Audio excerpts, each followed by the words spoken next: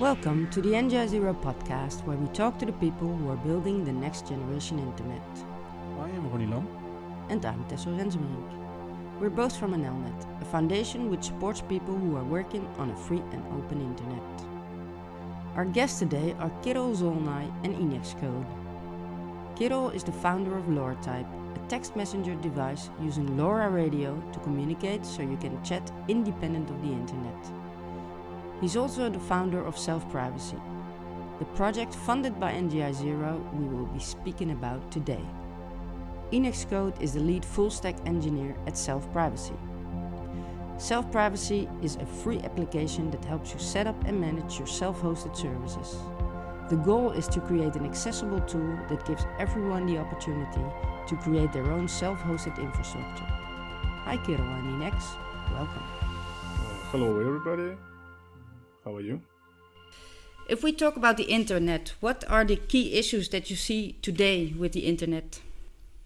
I am mature enough to remember the internet in 2000s. Back then it was academic and decentralized, not commercial and centralized. It was about sharing information and not controlling users. Big tech didn't track your every move. Today the biggest problem is lack of privacy, and it's getting worse. On the bright side, the European Union has improved things with GDPR, but it's unclear how well big tech is following the rules. As system engineer, I think even if you ask your data to be deleted, it will remain in backups and cold storage. There are also negative trends such as chat control. And how does self-privacy contribute to addressing those issues? When ordinary users realize they are being tracked, they seek ethical services. Not so bad, they switch to another big tech company, maybe more ethical but still centralized, like Matrix, Signal, Proton, Tuta. In the best case, they discover open source, self-hosting, but it's too hard to set up and maintain these services securely. Even for experienced IT professionals, we make self-hosting painless.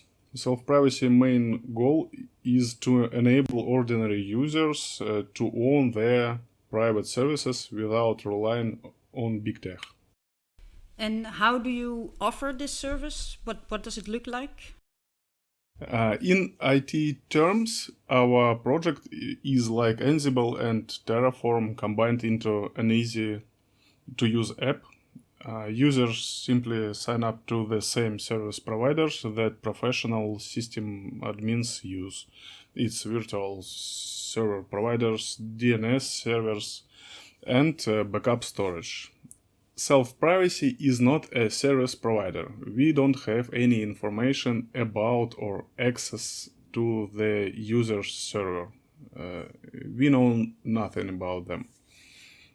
Our application is basically a set of scripts that set up, configure, and update user's server. Okay, and so I was looking at it, and I really like the idea of having a lot of support from you to set up the self-hosting. And you tell me as a system engineer that you will not be able to see my data or my credentials. But how do I, as a non-technical person, know that it's true? How can you say you work with zero trust, but how can I verify that you don't know my stuff? Inex, do you want to say something? It's an interesting question. First of all, we don't have any access to your server. Our application doesn't send any information to us, while the server download from our server the configuration for the server, the modules to set up all the services. These are all the same for everyone. If you have the skills to check the NixOS code, you can read it. Yeah, so even if I personally can check it, I can ask somebody who understands, who can read the code to check it for me. Yes, like everywhere in the open source. You can remove our application and use your server without us. You can update your server manually if you want. You don't need self-privacy for it. Yeah, thanks. That answers my question. You just mentioned NixOS. Can you tell me a bit more about the NixOS ecosystem? NixOS is a declarative operating system based on the package manager Nix, which allows us to declare all the system configuration and service configuration in one place. And as it is powered by a Nix programming language, we were able to adapt the single configuration to address the needs of different users. We have a single Nix config which loads the data of the user, like which services users want to launch, which configuration values does the user want, and using Nix language, we can modify the system without modifying the Nix files themselves on the user's machine. There are a lot of projects that are like ours, as they try different approaches. There are projects like Unahost, they use Debian installation scripts and stuff like this, like in the usual style of how things on Linux are done. There are projects that use Docker, Kubernetes, and other container systems. And when the project started, we saw that, and we tried to do this using NixOS. Because initially, SelfPrivacy was a hackathon project, as we tried to do this with Kubernetes, and it ended up badly. And as I know, we are the only project that tries to achieve this goal using Nix, and it is not easy, as for now, as we see that if we try to use like different approaches that are used by other projects, in many ways it will be easier to implement, but advantages of using NixOS came up to be quite dramatic for us, and we are still sticking to this. We are trying to do stuff that wasn't done yet in this ecosystem. And I think we are doing quite good at this.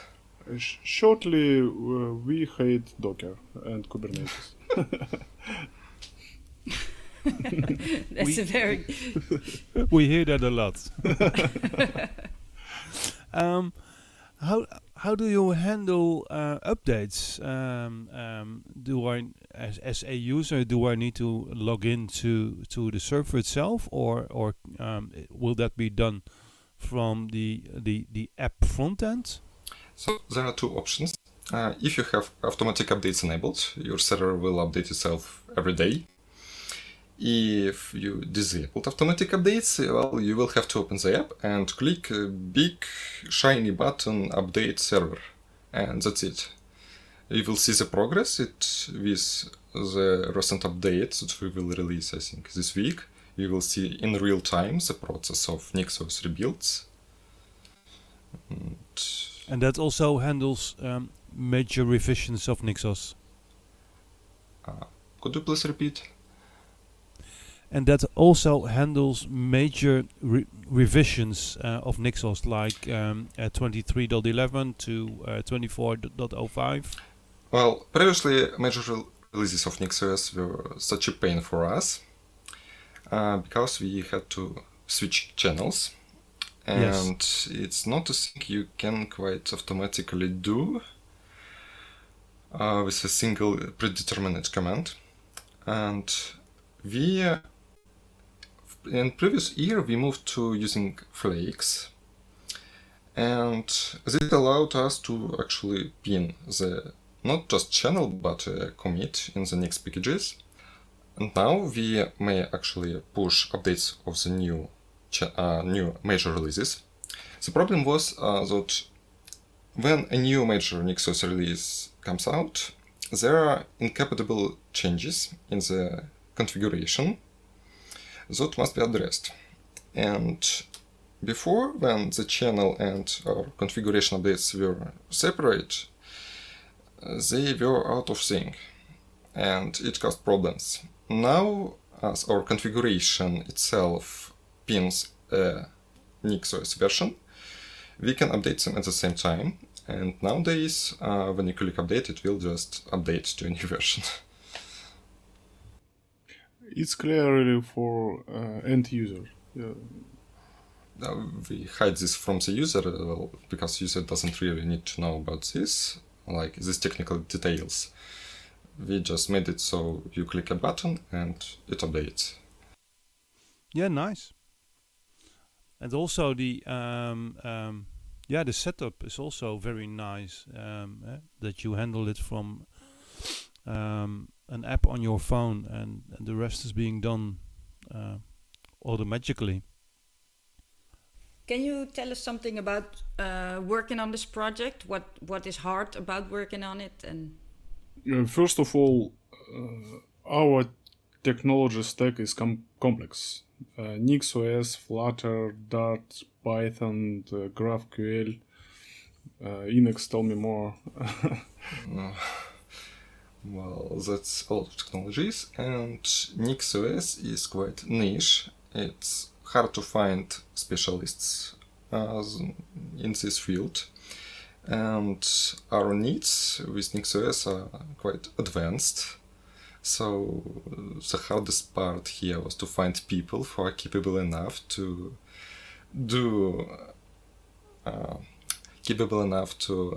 actually implement our needs in the Nix language, how to implement different features such as single sign-on and others declaratively in Nix, how do we integrate everything. One of the most difficult tasks is also integrating everything. Like, we have 3 layers. It's the Nix layer, where we have our configuration. We have API layer, which connects the system itself with the application, which modifies the Nix inputs. And application itself is also quite complex. Second, the mission is challenging. We are creating automated cloud hosting for non-technical users. And third, the other one is political. I am Russian by birth, was in Ukraine before the war. And now I am Germany, jetzt lerne ich Deutsch. Our team of 6 people is based in Georgia. It's difficult. talking about that, can you tell us something as to why you started making self-privacy?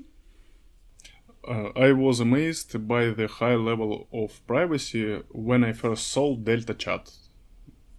Deltachat is my crush. Sorry, one moment.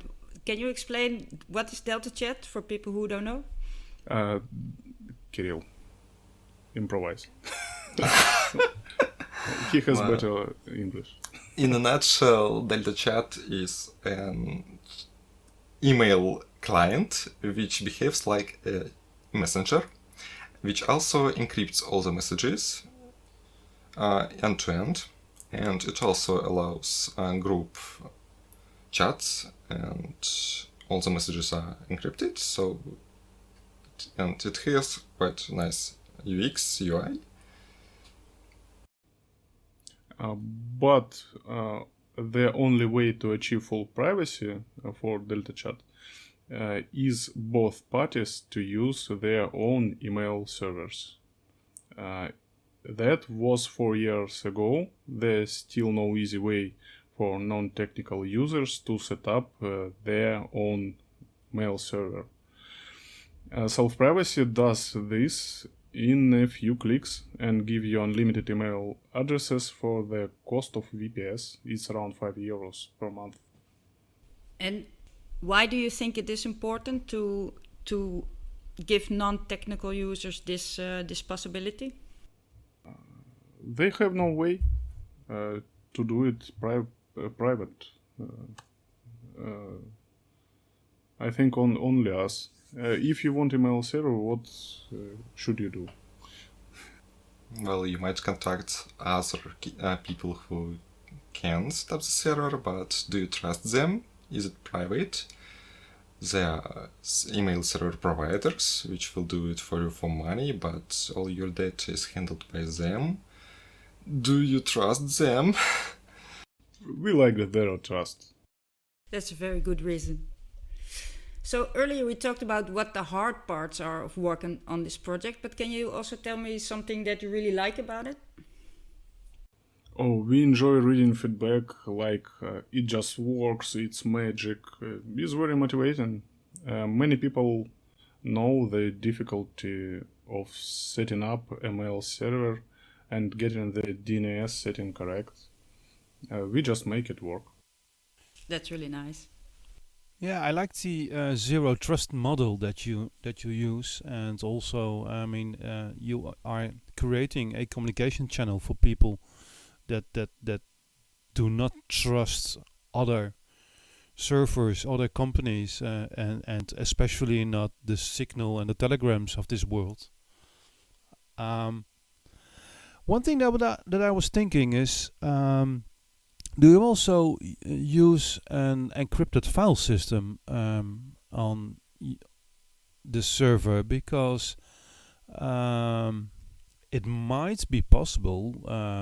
One of the options that you offer is through Hetzner, for example, is that those companies look into this into the server and read the files that are in there. Or am I now describing a feature request?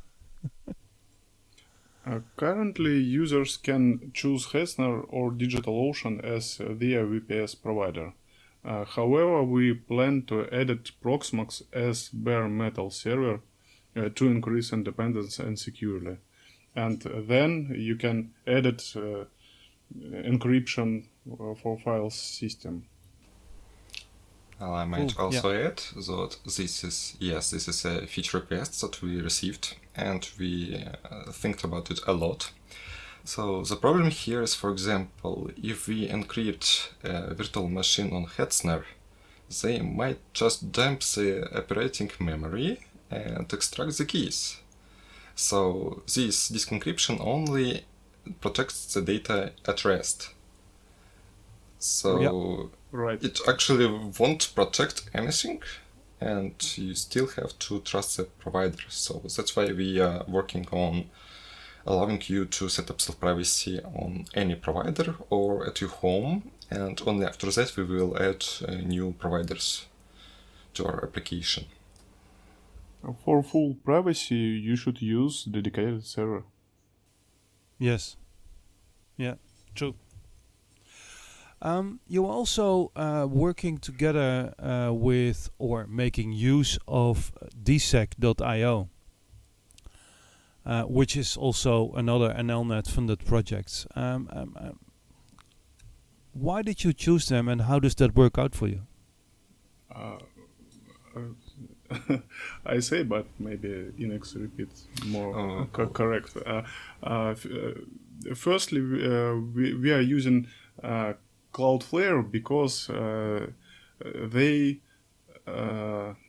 have DNS API. Nobody has it, but NGI told me about DSEC, and we are happy to use it. Inex, could you repeat correct? Well, quite a lot of DNS providers have DNS API. There are like dozens of them. They are not ethical. We are not sure. They don't collect information. It is There not is not ethical either, but we used it because it is only DNS, so no user data actually passed through it. And it was used because, well, of the ease of its API. At the first, when it was SelfPrivacy was a prototype, so it was the first one that was supported. And then we added DSEC because we wanted a more private alternative. And we knew that it was also NLnet funded. It was also the reason we chose it. And it was lucky for us that DSEC also has an API and it works well with our application. And in the future we are planning to add many more DNS providers, but it will take some time. If you have ethical VPS provider, we will be happy. Is running or having DNS inside the self-privacy server, is that something that is or might be on the roadmap? We had talks about it, and it might be possible, but it's harder to implement. And here is a chicken and egg problem. How do we set up access to the server when it is not yet created? We still need DNS records to access it, because we use TLS, encrypted connections, and we need a domain for that. Yeah, what you might do then is use the initial host name that is being set by the VPS provider.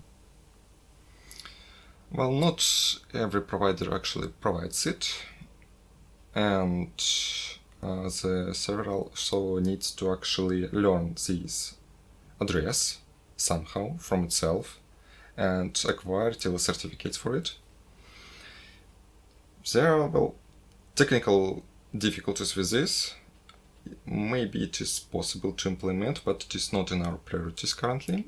Our current priority is to add more DNS providers and implement other features right now. It is not private.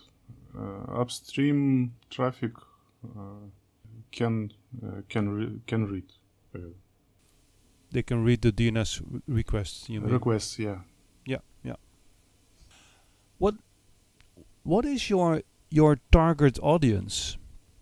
What people do you have in mind that should be using self-privacy?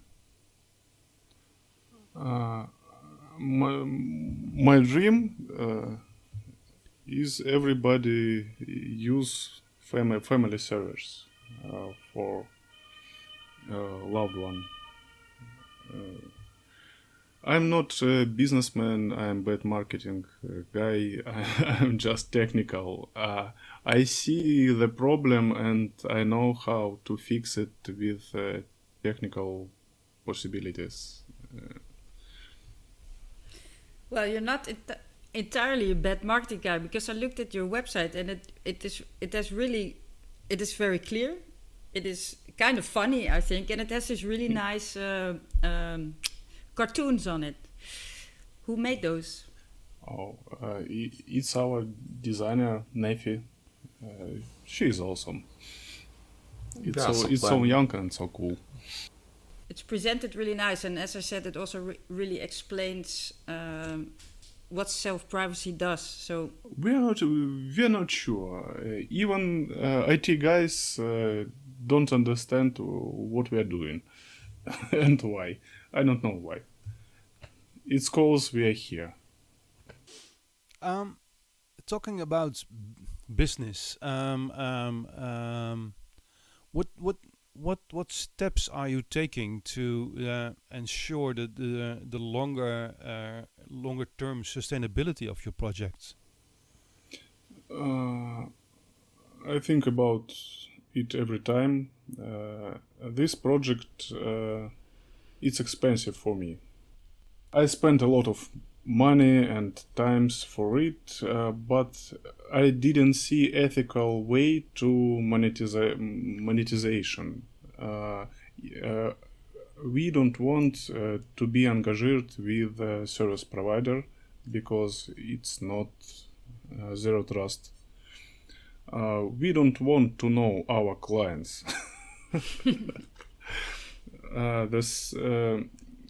Maybe we can create subscription in the marketplaces. For example, Google Play Market. We tried to public our software to the Apple Store, but we was banned or something else. Nobody responds us. But I want self-privacy free always for F-Droid users. It's the critical. Maybe we can edit a commercial project in the self-privacy like platform. For example, I don't know, some data analytics or I don't know. Now we have a platform for any open source software which allow in NixOS, and I like that. If you have some business mentor, I will be happy to speak with them. Well, actually, we do. Oh. The NGI Zero Coalition also offers practical support, and one of those supports is organizations like Appel or CCT. They offer mentor support for business models, so we could definitely help you with that. Awesome. And did you think about the donation model? I don't believe that. I know nobody who can earn with donation. Maybe I have a lack of information, but I know one.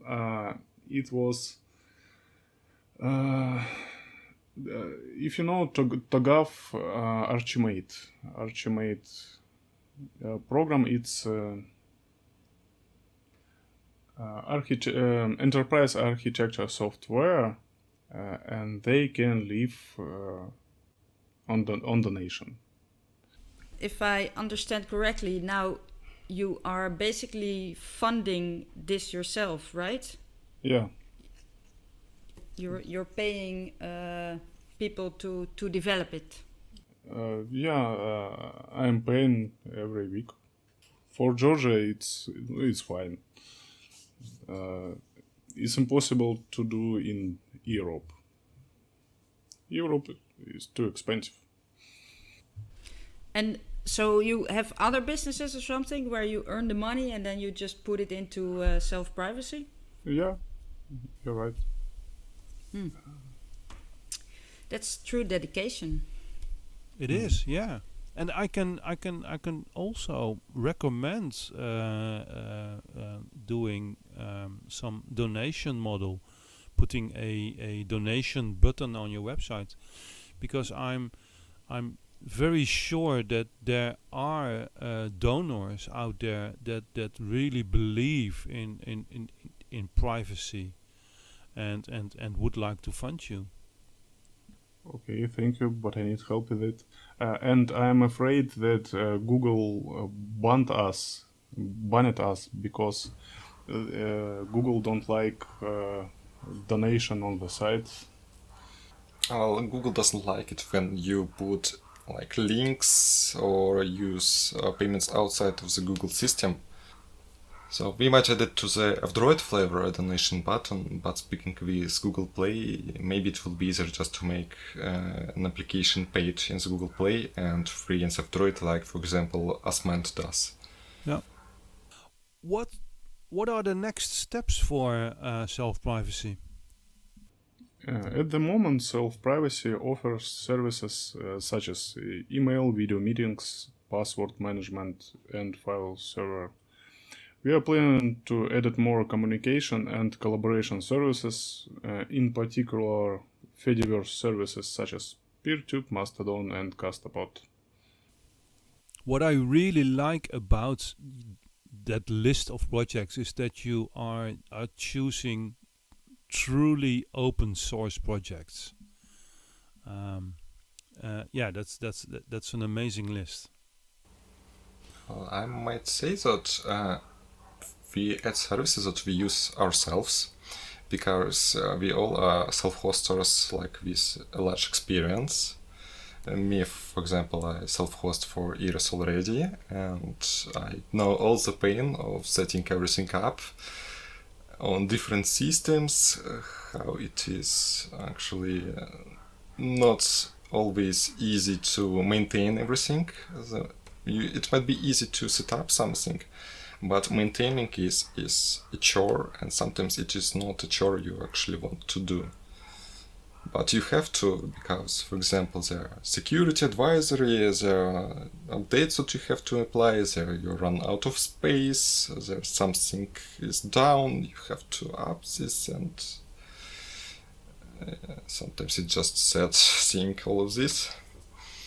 What can the listeners of our podcast do to help you to bring your project further? Just install SelfPrivacy, communicate with your loved ones via Deltachat, and escape big tech surveillance. Send me a nice message on Deltachat if you want. When I want to speak with someone, I want to send him email to the private server. I have private server. I want everyone has private server. That's really nice. Can you tell us something about how NGI0 helped your project? NGI0 has been a lot of help. First of all, it's confirmation that we are doing the right thing. When I look at other projects that NGI has supported, I feel that there is still hope for privacy on the internet. And can you give advice to people who are also considering to apply for NGI0? Be brave. Apply and don't be afraid to discuss your ideas. Your idea could be breakthrough. It could change everything for the better. Unfortunately, many IT professionals are too shy. That's beautiful advice.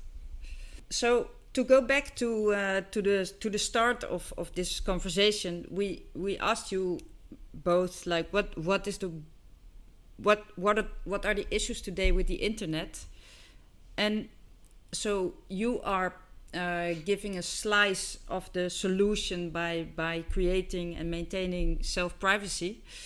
But do you see any other initiatives or trends that are contributing to improving the internet a bit?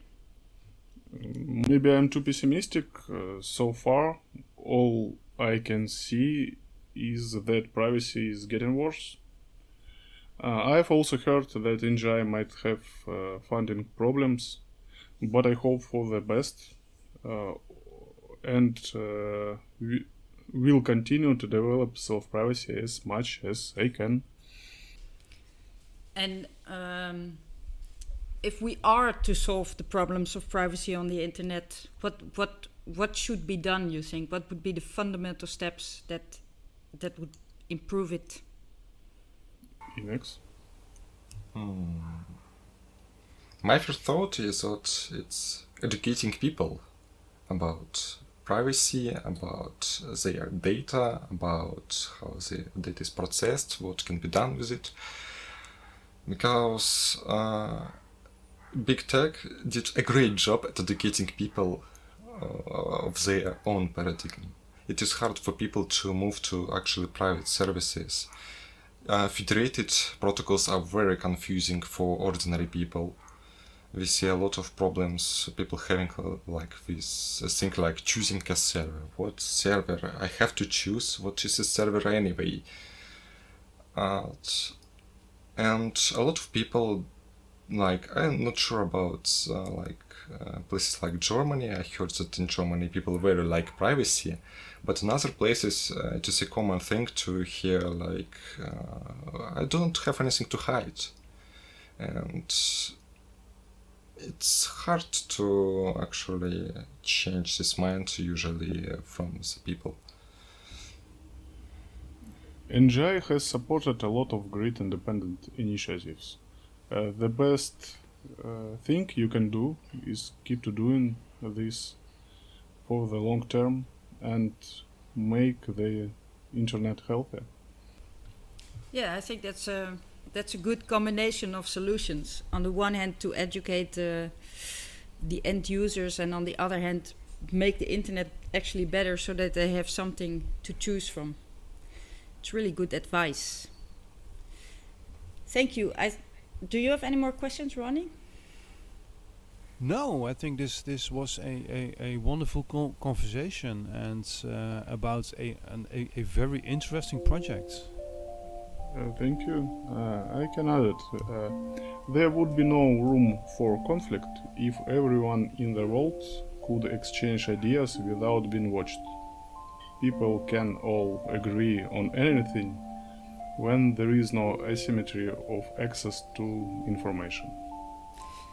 That's beautiful. That's a beautiful way to work towards.